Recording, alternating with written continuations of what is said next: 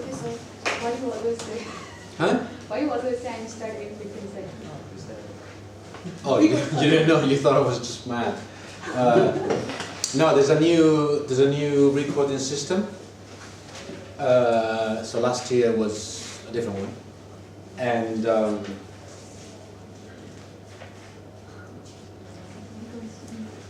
in other lecture rooms there are some buttons here that I press, so I can do start and stop whenever I want. But in this lecture room there's no such a button yet. So there is somebody waiting for me to say I'm going to start in 15 seconds. So they have 15 seconds to press the button. They all do the same? No, they don't. No? They don't. Oh, they're supposed to. Yeah. There was a big sign, but because the second day I forgot to say it, Okay. and they left a big sign here. Okay. For the fluid dynamics course, please remember to say. Okay. So the guys now, I guess, you press the button. So they're gonna put this in the other lecture room. There's it's like a box, so I can start whenever I want. And if we want to pause, because we all have to go to the toilet, we pause, and then they start recording again whenever I do start again. Maybe in January we'll have the button. So what we did last time, we started looking at the conservation laws. Okay, so we looked at how to do time derivatives of volume integrals through the Leibniz theorem. We looked at the fixed volume, the material volume, and then we used that theorem to derive the conservation of mass. First in differential form, and then in integral form. And then, so we reached the continuity equation, or the conservation of mass. And then, from the continuity equation, we added the case of a tracer. So what if we have a tracer in a fluid and we want to see what happens to that tracer within a certain volume over which we are integrating? Always a fixed volume because it's easier. And so we added what is the diffusion term. Okay, so that tracer might be advected by the mean flow, but it might also diffuse. And so you have these two terms, the advection and the diffusion. And so we reach the advection and diffusion equation for under two assumptions, Bus-in-X approximation, so density doesn't vary very much along the path of the particle. So any derivative of density is small compared to the other derivatives. And then incompressibility, so the divergence of the velocity vector is equal to 0. And so you reach the advection diffusion equation. Of course, if you remove the diffusion, you just go back to continuity. If you remove the advection, you're just left with the diffusion equation. So there's no advection, you just have a tracer in the room. What happens to that tracer is due to diffusion. Okay. And then we made the case of a column of a fluid, and we looked at what happens if we take that column of fluid as our volume of integration, and so we did again the conservation of mass through that volume, that column of fluid, and we took the example of an ocean column of fluid with a bottom which varies in space and a surface elevation which can vary in space and time. And so we reach a particular set of equations which are called the shallow water equation. The shallow water equations are very useful. It's not the equations that we use to do our nice numerical models, but they're very useful equations to do a lot of things, a lot of research. For example, from the shallow water equation, you can derive all the characteristics of geophysical waves. Okay, so you can derive the dispersion relationship of geophysical waves. So the relationship between the wave number and the frequency. Okay, so that's how you can go from the continuity equation, so the conservation of mass, to some dynamical property in this case. Okay, so today we're going to do, hopefully we're going to do the whole thing, we're going to do the whole conservation of momentum. Okay, so we're going to derive from the conservation of mass, we're going to derive the Cauchy equation, and then we're going to derive the Navier-Stokes equation for a Newtonian fluid. And a subset of the Navier-Stokes equation is what is called the Euler equation. Okay? If we remove one particular term, we're left with the Euler Equation of motion.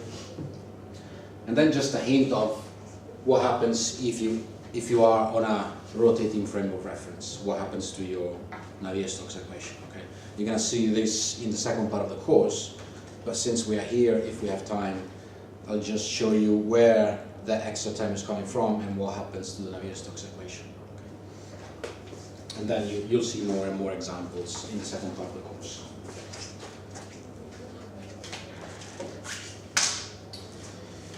So we'll start adding forces in our fluid.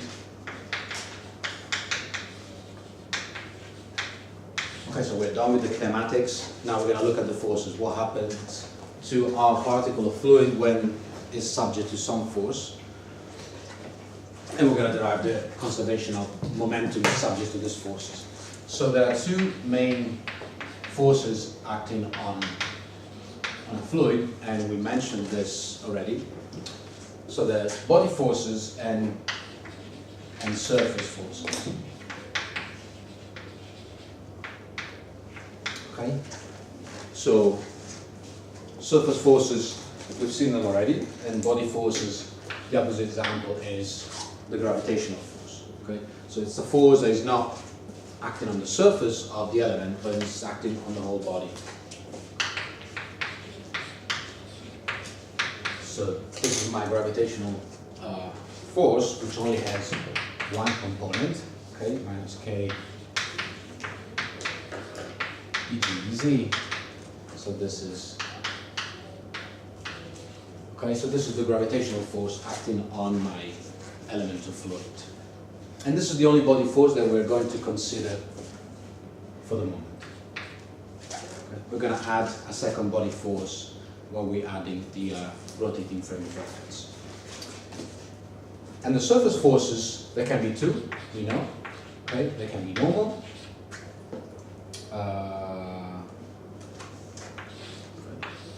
This is my little area over which I'm applying the force. There can be normal forces or tangential forces. Okay, tangential force is a stress which makes the fluid move. As long as there is a tangential or shear stress, the fluid will deform. Or there can be a normal force, which is, for example, okay, so if I have a force like this, it's going to have two components. Okay, so it's going to be a normal component and a shear component on this force. Okay, this is my dA. Those are my two forces.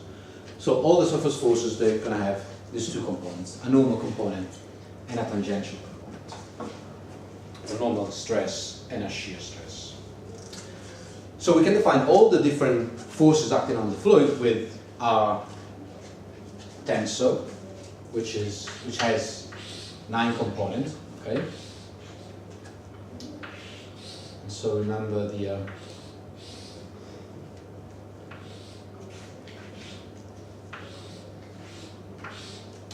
definition of the tensor and the indices. This is 1, 2, and 3. Okay, so with my tensor, I can describe all the surface forces acting on the element of fluid. Okay? So, for example, on this plane, I can have these 3 components. Okay. So this is going to be tau t3,3. This is going to be tau 3,2, and this is going to be tau 3,1. So the first index is normal to the axis over which the stress is acting. Okay, so it's normal to axis 3. And the second index is the direction over which the stress is acting. So this is 3,3, 3,2, and 3,1. Okay.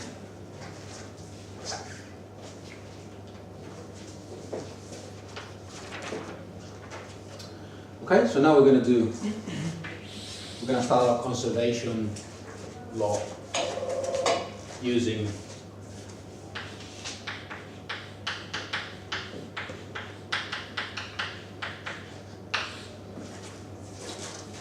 our body and surface forces. Okay, so we're going to use Newton's law of motion. F force is mass times acceleration. Okay, and so we're going to look at the mass times the acceleration, and that is going to be equal to the forces acting on the element of fluid. Okay, so we start from continuity.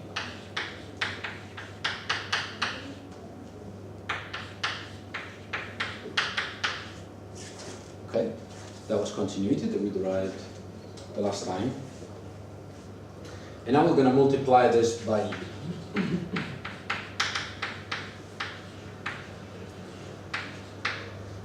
Okay, to get our momentum equation. From the momentum equation, you multiply again by U and you get your energy equation. Okay, so we're going to multiply this by U. All the different terms. Get any of these wrong. UV, U, and this in the x direction or the first direction is going to be equal to some forces. And then you can do the same with RV. Rho U, rho square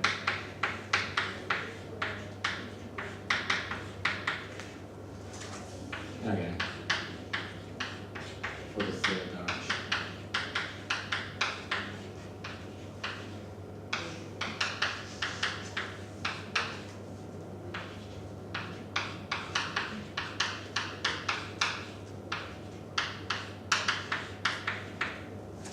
Okay, so these are going to be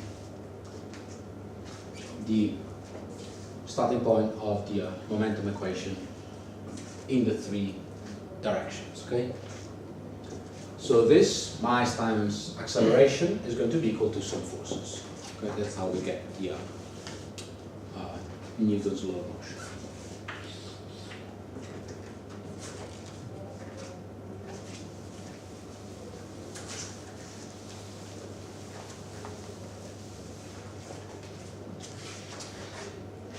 So just for the first component, we can work that out and say that this dt plus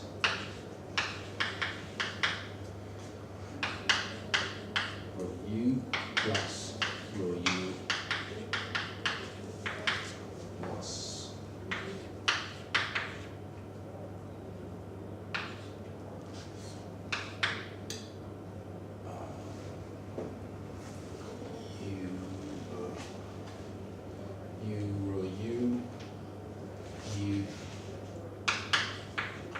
V plus rho V by Z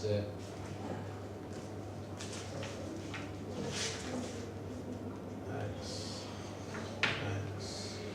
Y plus U rho plus equal to some forces in the x. Okay, and you can do that for all of the components. Okay, so now you can put these terms together. Rho is t plus u d by dx plus v d by dy plus z, and then the other three terms together. U d by dt plus d by dx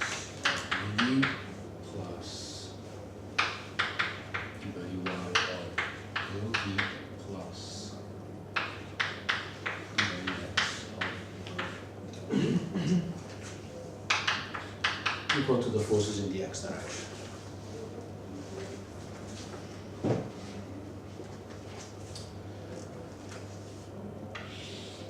We know what is this. This is where we started from. This is 0. This is continuity. Right? Okay. That's equal to 0. So we're simply left with rho d by dt plus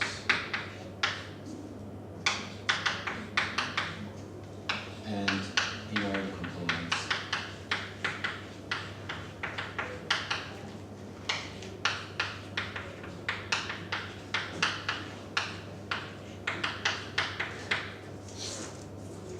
Okay, for the 3 components, because this is equal to 0. So if we put everything together, and we know this is the material derivative, or the Lagrangian derivative,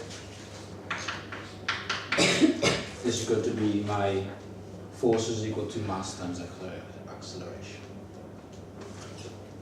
Okay, so that's the starting point from the momentum equations. Okay, so you just the continuity, you multiply by u. Multiply by u all the 3 components, you rearrange a little bit. This is equal to 0 because of continuity. And so you're left with the, this expression for the momentum equation. So now we have this, okay? But this is not very informative because now we want to work on the forces. Right? So we want to know what kind of forces are acting on the element of fluid, body forces, shear stresses, normal stresses. So now we're going to have to work on this forces on the right hand side. Okay? So we're going to separate this into body forces and surface forces, and do a little bit of manipulation on that to get to the Navier-Stokes equation.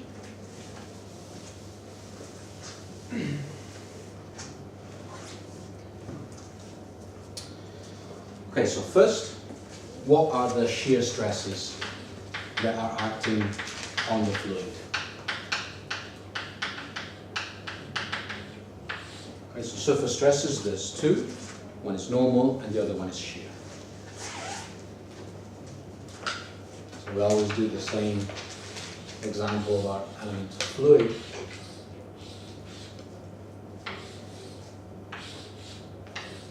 Okay.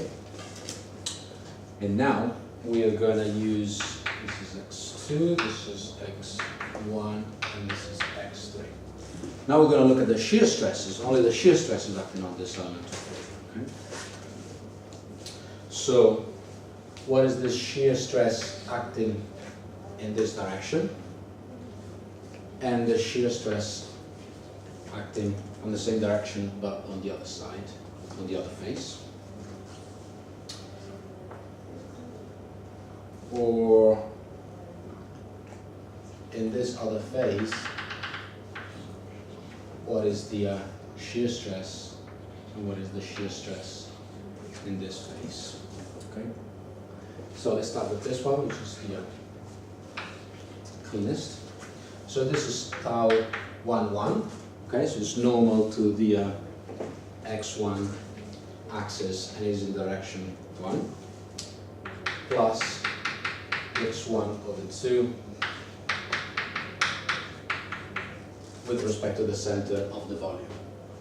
And on the other side is going to be the same, tau 1,1 minus the x1, okay, this is the x1, this is the x2, and this is the x3, minus the x1. Okay, so relative to the center of the volume, these two are the shear stresses acting in this direction. And you can do the same for all the different stresses. This is going to be tau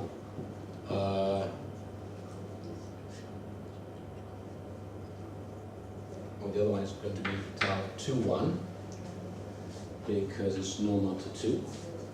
And if you do it here, it's going to be tau 3,1 plus, and in the other sense it's going to be v1 minus half of the delta x. So if you just consider the first one, okay, just consider 1, and you can do the same for all of them. You have tower 1 plus half of dx1. Okay, this is 1. And the sum of all the forces is this. It's a force, so it's per unit area. Okay, so that's the first one. And then you have the second one. It's 2. 2, 1. This is 2.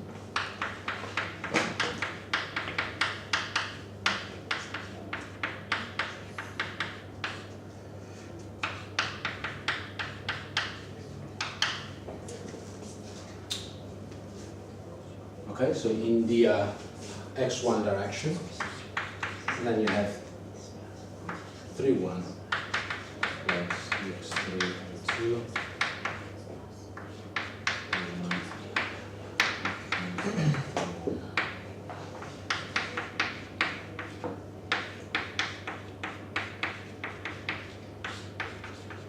x1, x2. Okay, so these are all the forces acting on the x1 direction. Okay, so Yes.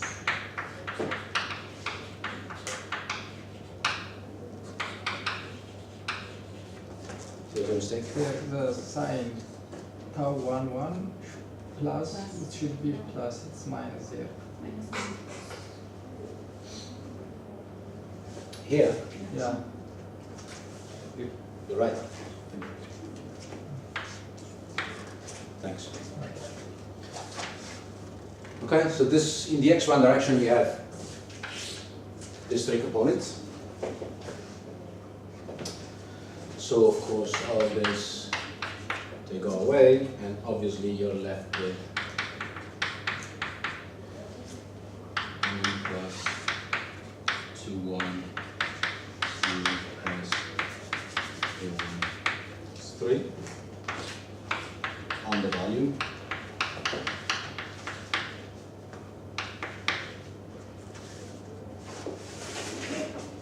Okay, so these are the forces left in the x1 direction, and you can write this conveniently as tau ji dxj. Okay, so this is the shear stress.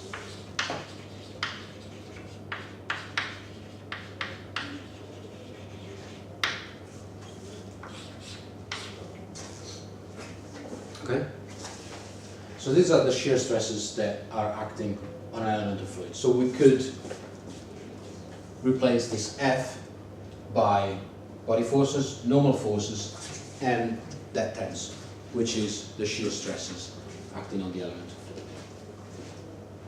So we know already what is the shear stress tensor.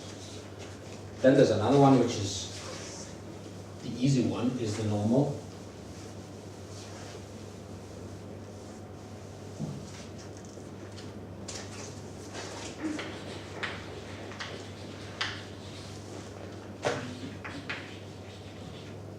Okay, the normal stress is just pressure.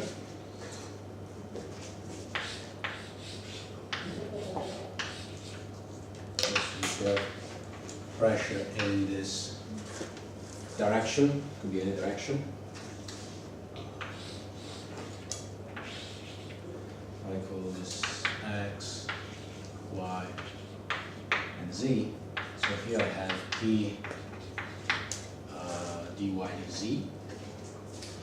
And here I have minus P dy dz plus d by dx of P dy dz dx. Okay, you put all 3 components together, and obviously, as we know already, you're left with these 3 terms. D by x of P, d by dy of P, d by z of P, which is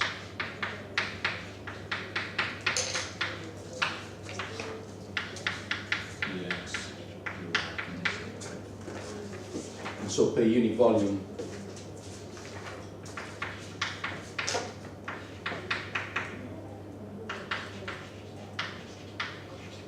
you have this normal stress.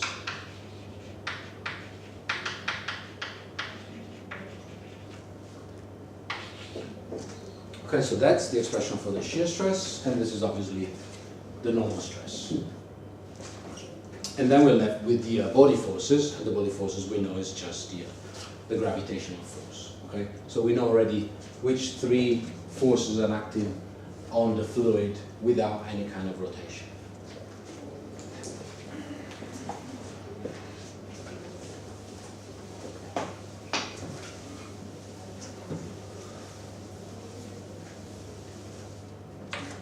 So now we can go back to the equation of motion that we derived from the continuity equation.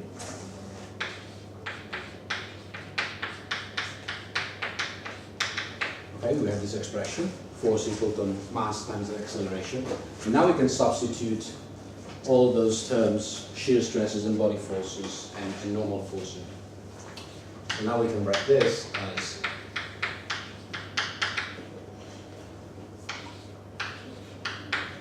our gravitational force per unit mass plus J I J xj. I forgot to say that the shear, we said this the last time, that the shear stress is isotropic, so you can write this as this, okay? So you can change the indices because the shear stress is isotropic, so you can commute the indices. So now we have this, okay, where shouldn't it be a minus in front of the gravitational force? you can define the gravitational force Okay, with so a minus it's a later. vector with the, okay. Yes, yes. It's in tensor notation, so it's minus kg. Yes. Okay. So now I've put here all the surface stresses. Okay. And this is what is called the Cauchy equation.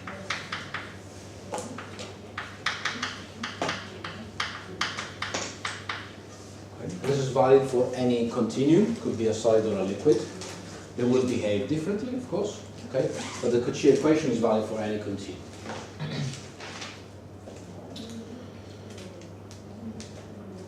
So if we want to, so this is easy, okay, gravitational force, the only body force acting so far on the element of fluid, that's easy.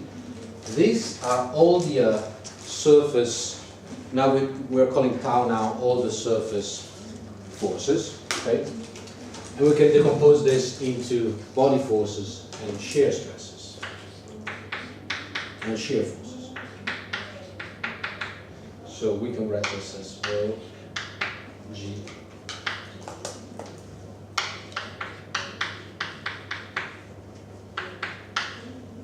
equals sigma.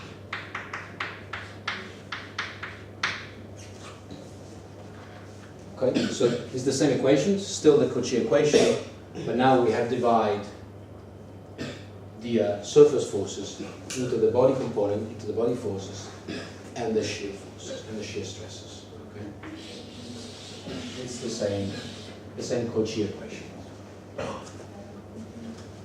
It's a bit confusing because here I was calling tau the shear stresses, and here in tau I put everything together.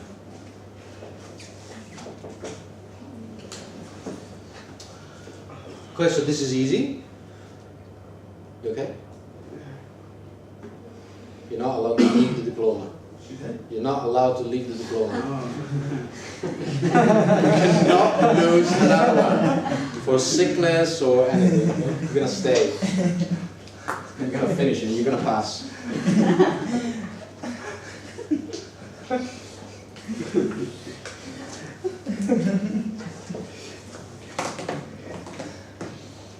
Okay, so body force is easy, the normal force is easy, the shear stress is a little bit more tricky. Okay, so now we're going to work on the shear stress to get to the Navier-Stokes equation. Okay, so this is still the Cauchy equation, but now we want to get to the Navier-Stokes equation. So we want to get to an expression of a momentum equation that is valid for the Newtonian fluids that we are going to use. So now what we're going to do is use what is called a constitutive equation. Every fluid has a constitutive equation, okay? And the constitutive equation relates the stress to the deformation.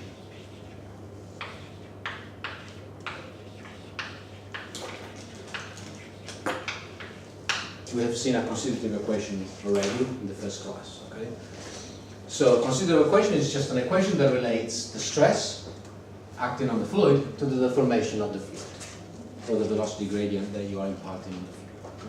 So we're going to build a constitutive equation for a Newtonian fluid, and then we're going to use that constitutive equation to substitute this term and get to the Navier-Stokes equation. Okay? There's going to be a lot of assumptions.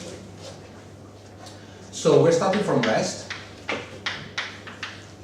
Okay? The fluid particle is not moving. And so the only components of the stress are normal, thank you. Okay, so the only stresses are normal. Okay, for example, pressure. And this means that the stress is isotropic, as we've seen when looking at the pressure. Okay? Pressure on an element of fluid has the same value everywhere, so pressure is isotropic. At rest, the only stresses are normal, and so this stress is going to be isotropic.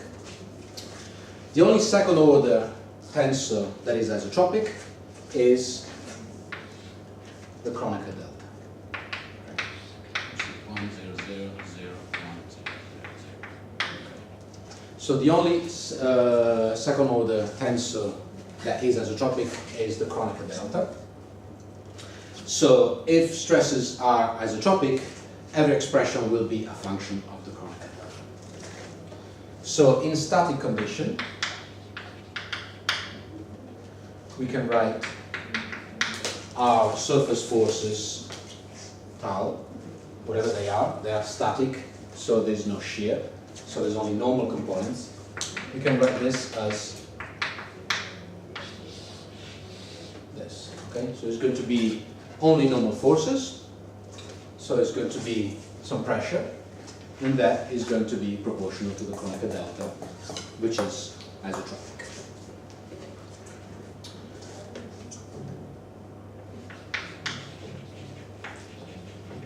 This is for static, but in a dynamic condition, you're going to have the normal component and the shear component.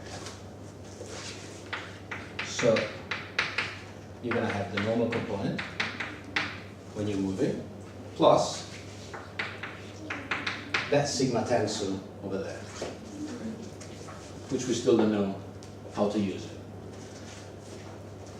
But the point is that the surface forces, we're going to take them to have this expression divided into a normal component, which has to be related to the Kronecker delta, which is isotropic, and pressure, which is the only normal force acting on the element of fluid, plus some shear stresses acting on the fluid.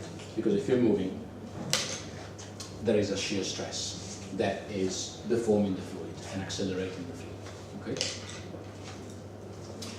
Now we can call this sigma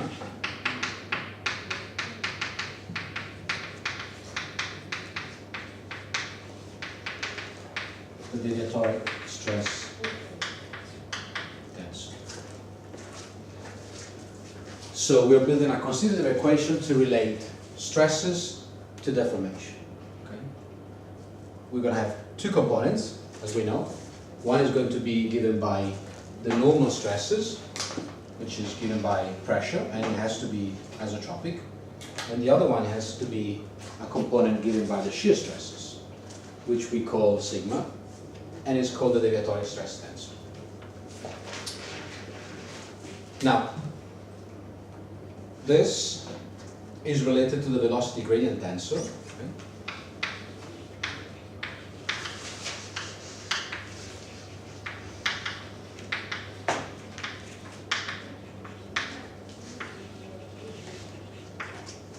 Which was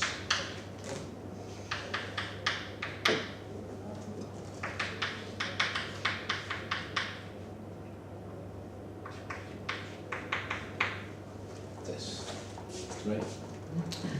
So this deviatoric stress tensor, which is the tensor of the shear, will have to be related to the velocity gradient tensor, which had the normal and shear stresses and the rotation, right?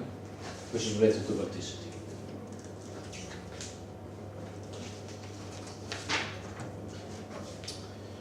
So we are here, and this is where I stop, because here things start to be. You can take a book and read a few pages on how we go from there to the next point, but it's not very interesting to do it. Okay. So we are here. We're building this constitutive equation for Newtonian fluids. Okay. So the constitutive equation is just the relation between the stress and the deformation in a fluid or any continuum. Okay. So in a fluid at rest, there's only normal forces, and we know that the stress tensor is isotropic, and so we build our normal component that way as pressure and proportional to the chronicle delta. So in static we have equation 16, which is just this. Okay. In a moving fluid, you develop components in the stress due to the viscosity. Okay. And remember that we're going to build this constitutive equation for a Newtonian fluid. Okay. So the diagonal terms of that tensor tau are not going to be zero anymore, but now we're going to have some terms, and we're going to use this tensor sigma, which we're going to call deviatoric stress tensor, which is not isotropic. The isotropic part is given by the normal component, okay, and is related to the velocity gradient tensor, which gives you these two components, the shear and the rotation. Okay. Now the rotation tensor is antisymmetric, and we know that it cannot generate stress. It only gives rotation to the element. Okay? So it doesn't give you stress. So it doesn't deform the element. It just takes the element and possibly rotate the element and add vorticity to the element. But it doesn't deform the element. The deformation is given by this tensor. Okay? So this is giving you the deformation. The deformation. This one is giving you the rotation of the element. Okay? So this doesn't add any stress. The stress is here. This is giving you the rotation.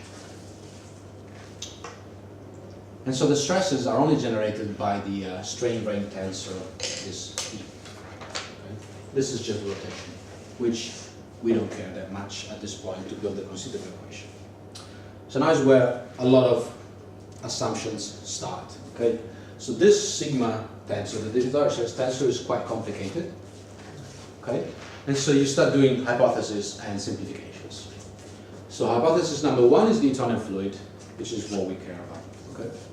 So we assume, for a Newtonian fluid, remember that we assume a linear relationship between the shear stresses and the deformation, which is that equation over there. Tau is equal to some viscosity, and then the velocity gradient in the fluid. If we do that, and you can look it up in a book if you're interested, you get to that equation number 20. Okay? And you have a tensor, a fourth order tensor, which has 81 components, so not very useful and not very tractable. Okay? So from there we have to make more assumptions because this is not very useful. So you make the second hypothesis, which is isotropic medium. So So if the medium is isotropic, you can show that you can go down from 81 coefficients to 3, which is not bad. Okay. Then you make the third hypothesis, which is the deviatory stress tensor is symmetric. So you go down from 3 coefficients to 2. And then you make the last hypothesis, which is the Stokes hypothesis. And you're saying that the pressure in the fluid is equal to the thermodynamic pressure of the static fluid, which is this pressure. Okay? So the pressure that you get in the stress is equal to the pressure in the normal part. And so you go down from 2 coefficients to only 1. Okay? So a bunch of hypotheses. If you're interested, you can read it in a book, how you go from the 81 components down to 1. But it's not very interesting for us. So what happens after all those hypotheses is that you go from this constitutive equation with a deviatory stress tensor with 81 components, not very useful, to the constitutive equation which is there in equation 21. Okay, so that's much more easy to use. Okay, so you have you recognize the first term, P Kronecker delta, which is this normal component, and then you have 2 more terms, which are a function of the viscosity. Okay?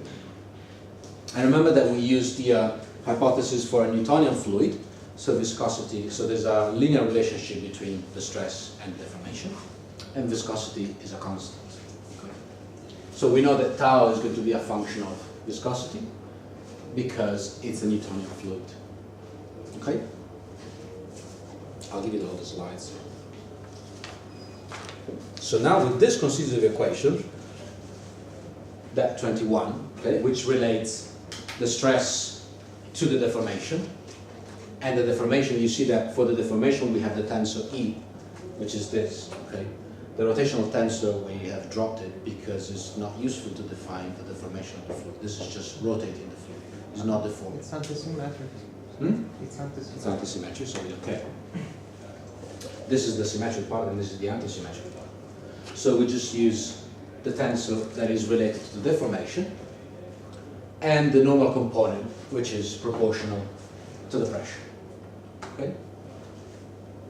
Viscosity is a constant because it's a Newtonian fluid. So now much more easy to use. So now we have a constitutive equation for our particular fluid with all those assumptions: Newtonian, isotropic, the tensor is symmetric, the Stokes hypothesis that pressure is the same. Okay? So now we can use that constitutive equation relating stress to deformation and plug it into the Cauchy equation. So the Cauchy equation, which is valid for any continuum, could be a solid or could be a fluid. Now we're going to use the constitutive equation of a Newtonian fluid, plug it into the Cauchy equation, and then we're going to get the Navier-Stokes equation for a Newtonian fluid.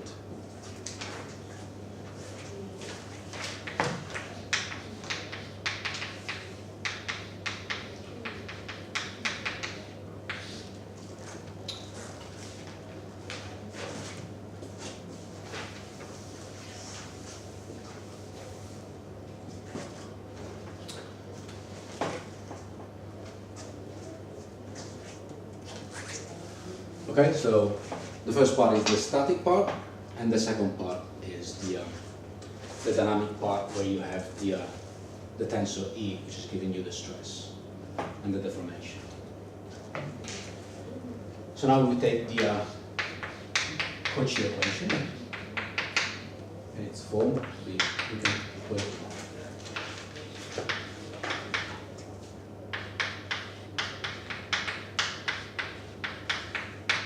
Okay, and we're going to substitute the constitutive equation for our particular fluid into the Cauchy equation.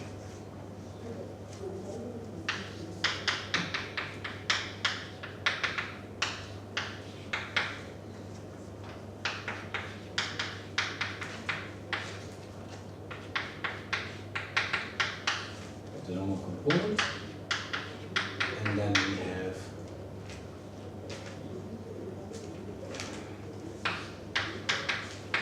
two-thirds of viscosity dot U Kronecker delta plus twice the Okay, so I've just plugged in the constitutive equation into the Cauchy equation. Now remember the property of the Kronecker delta.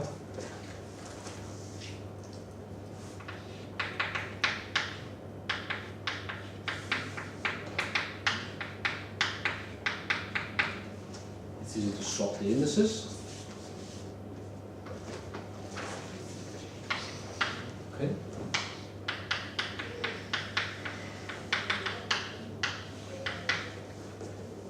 So this is plus, minus. Okay, I've used the Kronecker delta here. And then for a constant, so we use this, and then viscosity is a constant because it's a Newtonian fluid.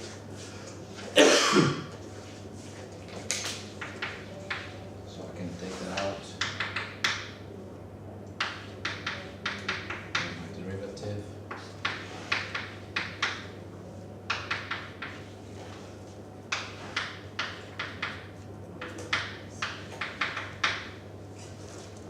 Okay, just rearrange in terms.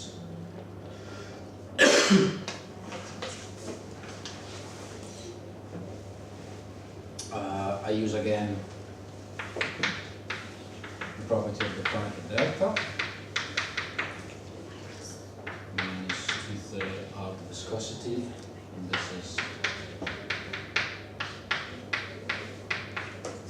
okay. Using the Kronecker delta. If I make a mistake, please stop me.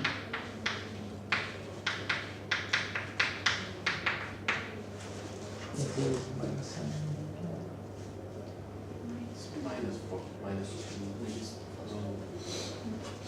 So there's a minus and there's a minus and there's a minus.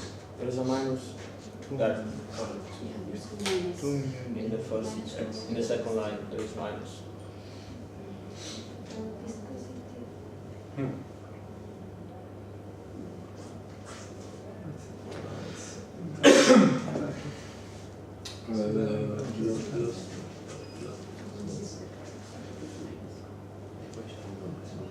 Yeah, there's supposed to be a minus there.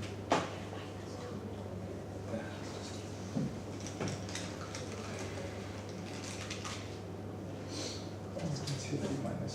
There is Yes, supposed to be a minus. Plus is correct.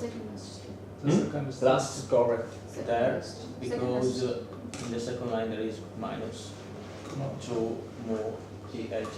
I think on the fourth line it should be minus at the end. Fourth line. So Okay, that's okay. A minus 2.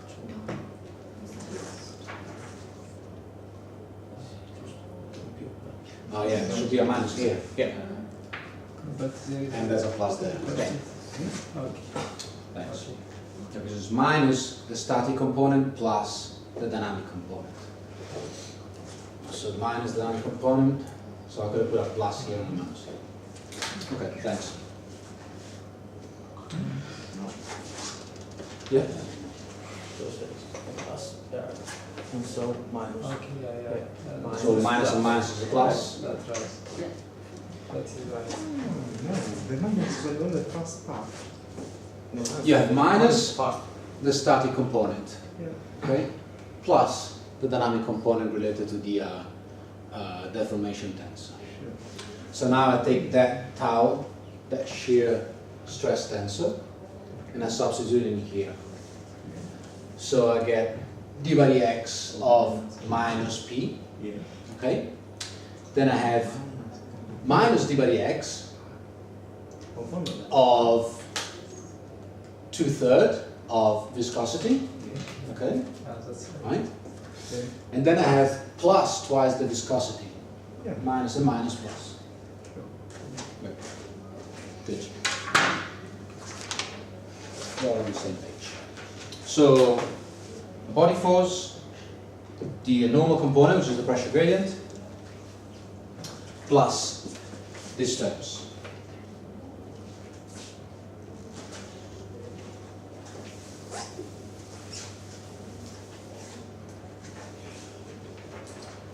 So this is the strain rate tensor, okay?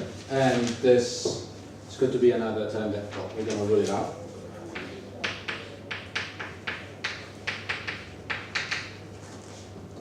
So we can work on this term now.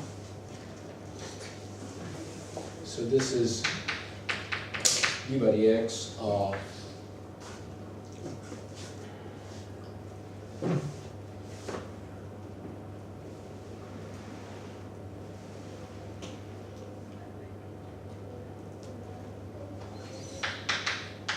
I don't remember this.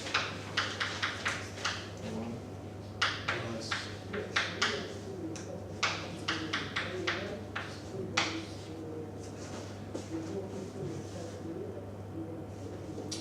that's equal to that.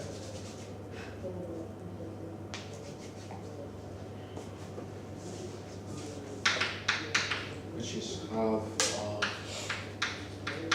uj xj plus half of I xj square, and this is d by dx I uj can get lost with the indices here. Easy. Okay, and I'm doing this because this is equal to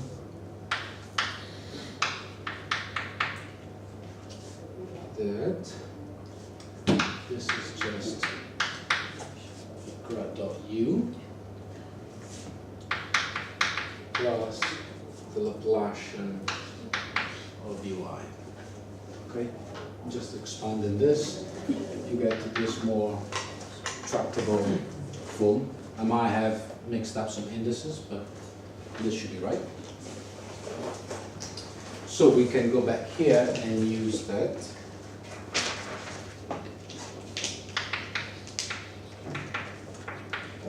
Laplacian gradient minus 2/3 of the viscosity, grad dot u, plus, now there's a 2, but that's half of it, so you get viscosity of d by dxy,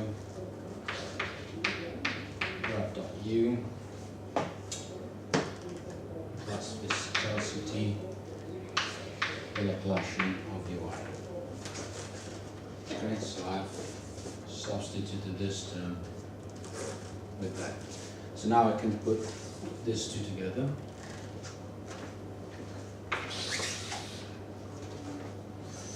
And hopefully get to the end.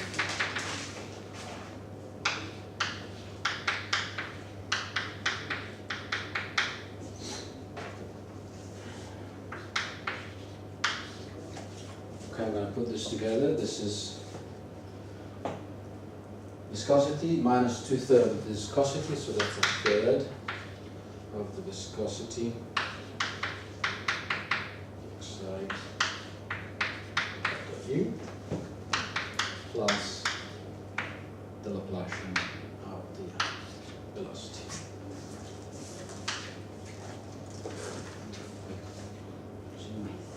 What's that?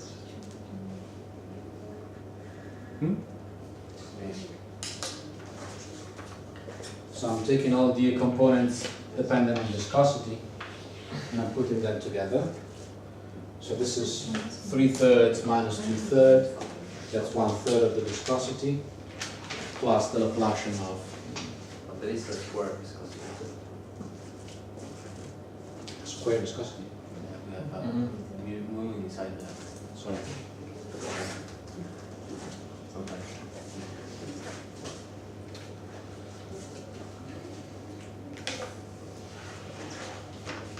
Okay, so we're there. So remember we made a few assumptions. We had a Newtonian fluid. fluid, and we use that to use a constant viscosity. And we also, when we were building the constitutive equation, we also said that the fluid had to be incompressible to go down from 3 to 2 components, I think, in the constitutive equation. And if the fluid is incompressible, continuity equation reduces to this in incompressible fluids. So this is equal to 0.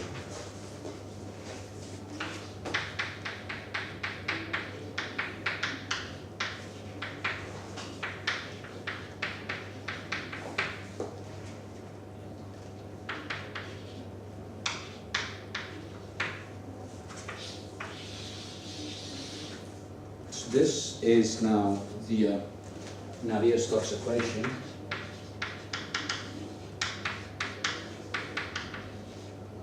for a Newtonian fluid under the approximation of incompressibility. Okay, so you have mass times acceleration. Okay, mass times acceleration is equal to body force. It's equal to normal force and a tangential force.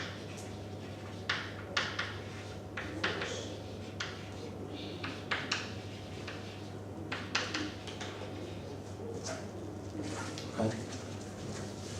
If you're not using incompressibility, then you are stuck at this level.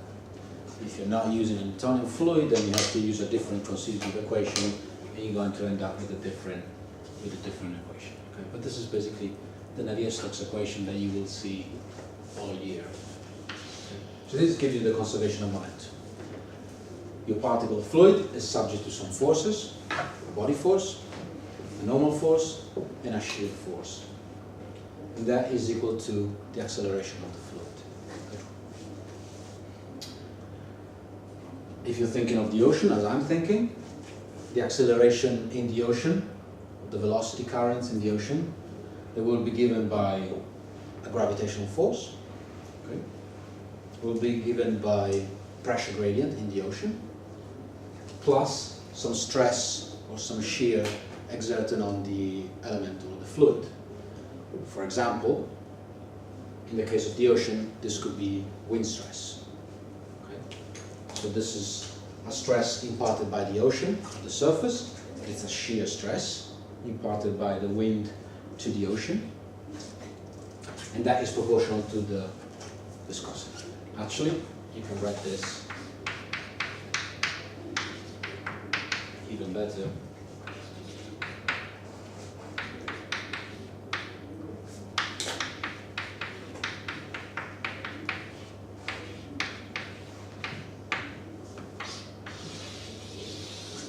But now we're using the kinematic viscosity.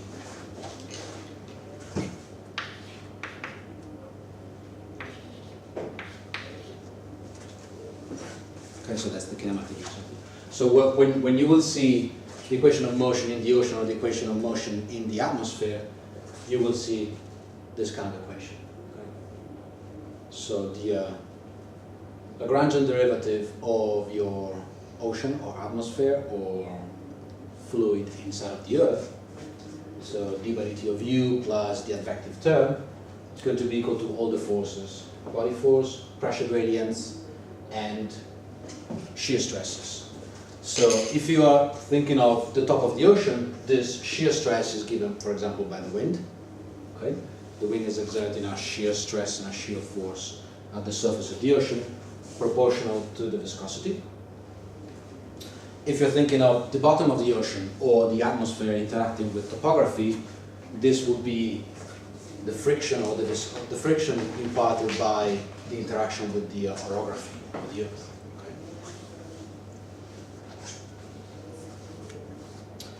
If you're not thinking of any of those two cases, so if you're thinking of the ocean but away from the top of the ocean where the ocean can feel the stress from the winds, and you are away from the bottom of the ocean, where the ocean can feel the stress and the friction with the bottom, then you can reduce this equation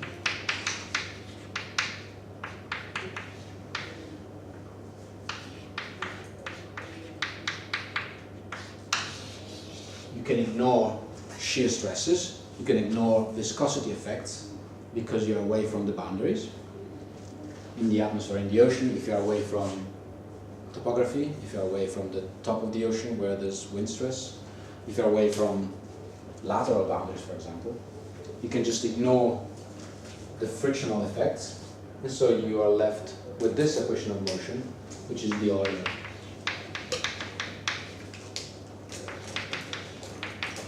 The Euler equation.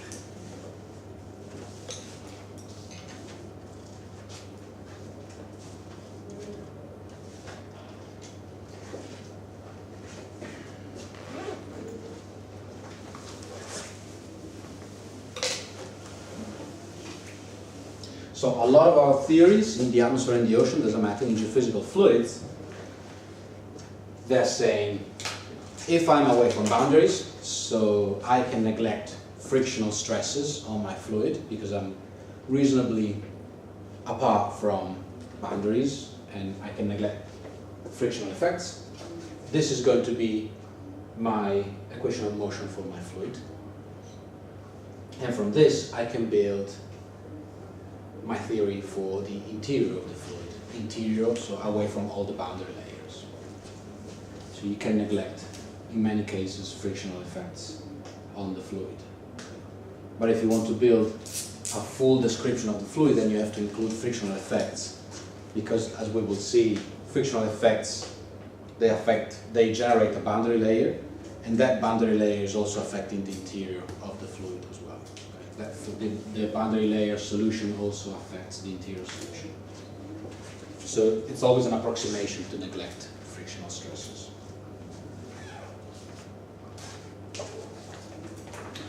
Okay, so so far we have built two conservation laws.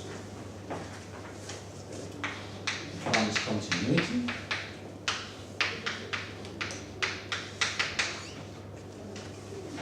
and the other one is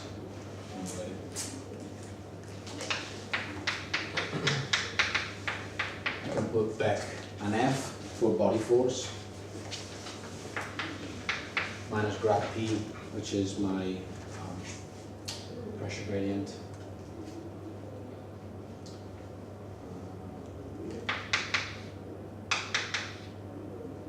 plus my frictional effects. Okay, so we have two conservation laws now. We have derived the conservation of mass, so the continuity, and the conservation of momentum for a Newtonian fluid under the incompressibility approximation.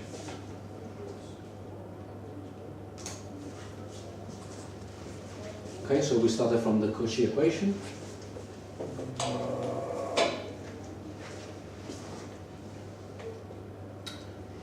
We took the Constitutive Equation for an Newtonian fluid, we plugged that in, and we arrived at this equation of motion. We rearranged a little bit, and for incompressibility case, we're just left with these three terms: body forces, normal forces, and the tangential forces. Okay. If you neglect viscous effects, you're just left with these two forces. And then you can also say that, well, the body force is going to be important in the third component, which is gravitational effects. Okay, so that's going to be important in the third component. And so for the horizontal flow, then you will have just the pressure gradient as a main force acting on the fluid. So if you're away from boundaries and you're looking at the horizontal flow, U and V, then what is causing acceleration in the flow is pressure gradients. Okay. So basically every time you see weather charts with all those lines, which are lines of constant pressure, okay, whenever you see a high and a low, you know that there's a pressure gradient, and that pressure gradient will force a flow, an acceleration, which is due to the pressure gradient. So that is a particular flow, which is called the geostrophic flow, okay, which is then balanced by another force that we might quickly introduce.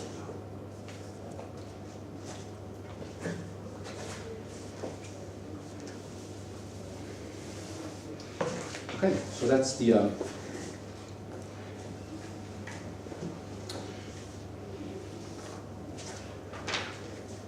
should I? No, I'll stop here. I'm not going to stop.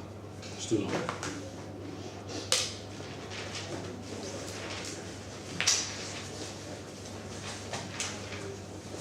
So I promise I'll do it this weekend. I'll set up a Dropbox folder where I will put all the notes in there. So the main things are on the notes. I like to go slow and do things on the blackboard so at least you can see things. Well, but just reading slides is not interesting. Anyone can read slides. But at least you have the slides so you remember what we did and what we didn't do. Steps are not important. I'm not going to ask you to derive from first principle the Navier-Stokes equation because you might do it, you just learn how to do it and you do it, but maybe you don't understand what you're doing, but you're just doing it. So it's not interesting to me. So steps are not crucial, but at least you know how you go from one step, from step A to step B, you know how to go. Okay. And so everything that is important is on the slides. Okay. So I'll put all the slides in the Dropbox folder and then I'll send you the link. And any other material that I might add is going to be in the Dropbox folder.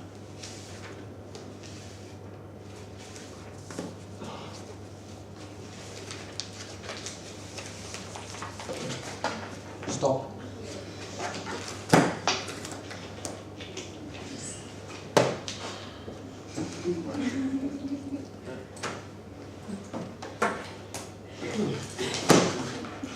So you didn't have any class this morning? Oh, you had numerical methods.